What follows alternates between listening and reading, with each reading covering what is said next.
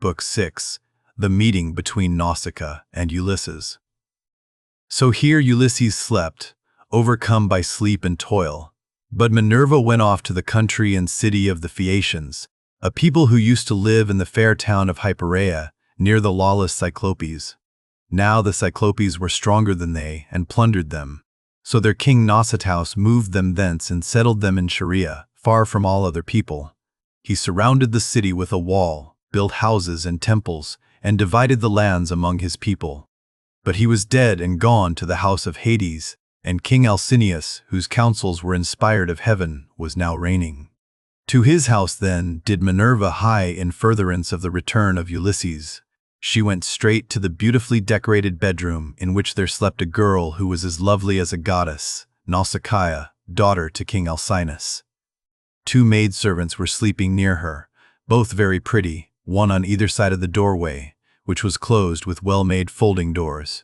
Minerva took the form of the famous sea captain Deimos's daughter, who was a bosom friend of Nausicaa and just her own age.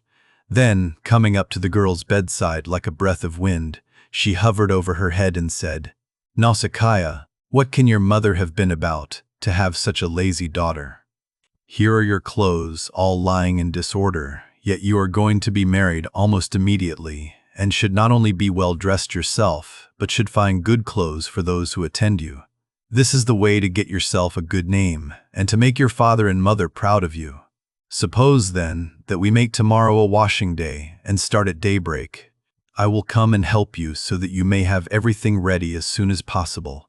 For all the best young men among your own people are courting you, and you are not going to remain a maid much longer. Ask your father, therefore, to have a wagon and mules ready for us at daybreak, to take the rugs, robes, and girdles, and you can ride too, which will be much pleasanter for you than walking, for the washing cisterns are some way from the town." When she had said this, Minerva went away to Olympus, which they say is the everlasting home of the gods.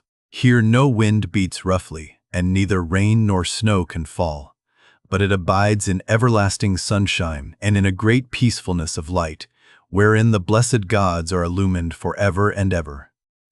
This was the place to which the goddess went when she had given instructions to the girl. By and by morning came and woke Nausicaa, who began wondering about her dream. She therefore went to the other end of the house to tell her father and mother all about it, and found them in their own room. Her mother was sitting by the fireside, spinning her purple yarn with her maids around her, and she happened to catch her father just as he was going out to attend a meeting of the town council, which the Phaeacian aldermen had convened. She stopped him and said, "Papa dear, could you manage to let me have a good big wagon? I want to take all our dirty clothes to the river and wash them. You are the chief man here, so it is only right that you should have a clean shirt when you attend meetings of the council. Moreover, you have 5 sons at home, 2 of them married, while the other 3 are good-looking bachelors. You know they always like to have clean linen when they go to a dance, and I have been thinking about all this." She did not say a word about her own wedding, for she did not like to, but her father knew and said, "You shall have the mules, my love, and whatever else you have a mind for. Be off with you, and the men shall get you a good strong wagon with a body to it that will hold all your clothes." On this he gave his orders to the servants, who got the wagon out, harnessed the mules, and put them to, while the girl brought the clothes down from the linen room and placed them on the wagon. Her mother prepared her a basket of provisions with all sorts of good things, and a goat skin full of wine. The girl now got into the wagon, and her mother gave her also a golden cruse of oil, that she and her women might anoint themselves. Then she took the whip and reins and lashed the mules on, whereon they set off, and their hooves clattered on the road. They pulled without flagging, and carried not only Nausicaa and her wash of clothes, but the maids also who were with her. When they reached the waterside, they went to the washing cisterns, through which there ran at all times enough pure water to wash any quantity of linen, no matter how dirty. Here they unharnessed the mules and turned them out to feed on the sweet juicy herbage that grew by the waterside. They took the clothes out of the wagon, put them in the water, and vied with one another in treading them in the pits to get the dirt out. After they had washed them and got them quite clean, they laid them out by the seaside, where the waves had raised a high beach of shingle, and set about washing themselves and anointing themselves with olive oil. Then they got their dinner by the side of the stream and waited for the sun to finish drying the clothes. When they had done dinner, they threw off the veils that covered their heads and began to play at ball, while NAUSICAA sang for them. As the huntress Diana goes forth upon the mountains of Taygetus or Erymanthus to hunt wild boars or deer, and the wood nymphs, daughters of Aegis bearing Jove, take their sport along with her, then is Leto proud at seeing her daughter stand a full head taller than the others, and eclipse the loveliest amid a whole bevy of beauties. Even so did the girl outshine her handmaids. When it was time for them to start home, and they were folding the clothes and putting them into the wagon, Minerva began to consider how Ulysses should wake up and see the handsome girl who was to conduct him to the city of the Phaeacians. The girl, therefore, threw a ball at one of the maids, which missed her and fell into deep water. On this they all shouted, and the noise they made woke Ulysses, who sat up in his bed of leaves and began to wonder what it might all be. "Alas," said he to himself, "what kind of people have I come amongst? Are they cruel, savage, and uncivilized, or hospitable and humane? I seem to hear the voices of young women, and they sound like those of the nymphs that haunt mountain tops, or springs of rivers and meadows of green grass. At any rate, I am among a race of men and women. Let me try if I cannot manage to get a look at them." As he said this, he crept from under his bush and broke off a bough covered with thick leaves to hide his nakedness. He looked like some lion of the wilderness that stalks about exulting in his strength and defying both wind and rain. His eyes glare as he prowls in quest of oxen, sheep, or deer, for he is famished and will dare break even into a well-fenced homestead, trying to get at the sheep.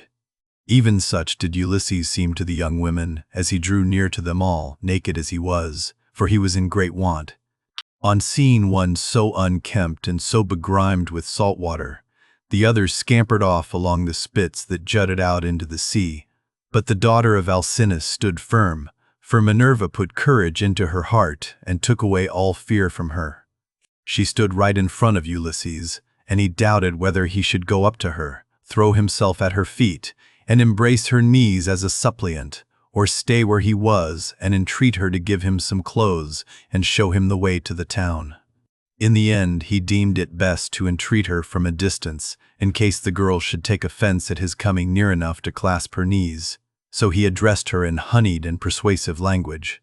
"O Queen," he said, "I implore your aid, but tell me, are you a goddess or are you a mortal woman? If you are a goddess and dwell in heaven, I can only conjecture that you are Jove's daughter Diana, for your face and figure resemble none but hers. If on the other hand you are a mortal and live on earth, thrice happy are your father and mother. Thrice happy too are your brothers and sisters. How proud and delighted they must feel when they see so fair a scion as yourself going out to a dance. Most happy, however, of all, will he be whose wedding gifts had been the richest, and who takes you to his own home. I never yet saw anyone so beautiful, neither man nor woman, and am lost in admiration as I behold you.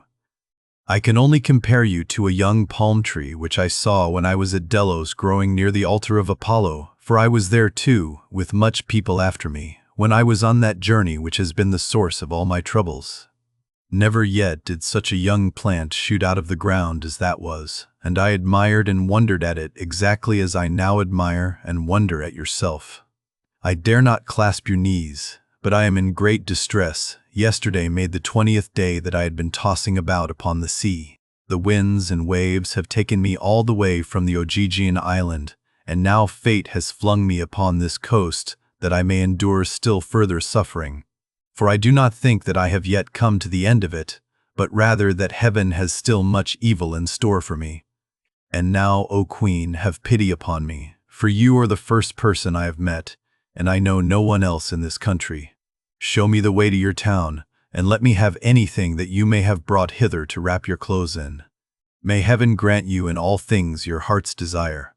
Husband, house, and a happy, peaceful home, for there is nothing better in this world than that man and wife should be of one mind in a house. It discomfits their enemies, makes the hearts of their friends glad, and they themselves know more about it than anyone." To this NAUSICAA answered, "Stranger, you appear to be a sensible, well-disposed person. There is no accounting for luck. Jove gives prosperity to rich and poor just as he chooses, so you must take what he has seen fit to send you and make the best of it. Now, however, that you have come to this, our country, you shall not want for clothes nor for anything else that a foreigner in distress may reasonably look for. I will show you the way to the town and will tell you the name of our people. We are called Phaeacians, and I am daughter to Alcinous, in whom the whole power of the state is vested." Then she called her maids and said, "Stay where you are, you girls. Can you not see a man without running away from him? Do you take him for a robber or a murderer? Neither he nor anyone else can come here to do us Phaeacians any harm, for we are dear to the gods, and live apart on a land's end that juts into the sounding sea, and have nothing to do with any other people.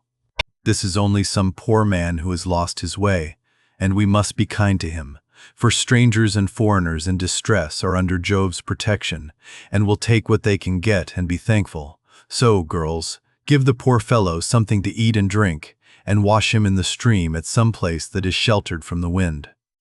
On this, the maids left off running away and began calling one another back. They made Ulysses sit down in the shelter as NAUSICAA had told them, and brought him a shirt and cloak. They also brought him the little golden cruse of oil and told him to go and wash in the stream.